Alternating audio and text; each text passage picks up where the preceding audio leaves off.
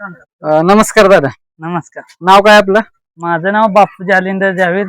अ, सध्या मी आपले हरिजन वसाहत येथे स्थायिक आहे मी. बरं बरं.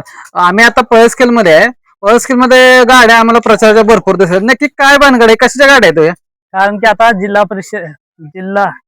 परिषद आणि पंचायत समिती यांचे इलेक्शन चालू झाले आहे. बरं बरं. इलेक्शन आहे म्हटलं कुठल्या तर पक्षाचं वजन असेल. नक्की कुठल्या पक्षाचं वजन इथे आहे इथं? सध्या 80% शिवसेनेचा पाठिंबा आहे लोकांना. आयला शिवसेना म्हणजे नक्की काय केले असं म्हणून 80% लोक मागे गेलेत?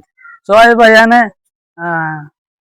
म्हणजे खूप चांगले लोकांना काम दिली ती केली ती टेंबू योजनेमुळे लोकांना पाणी मिळाले. बरं बरं.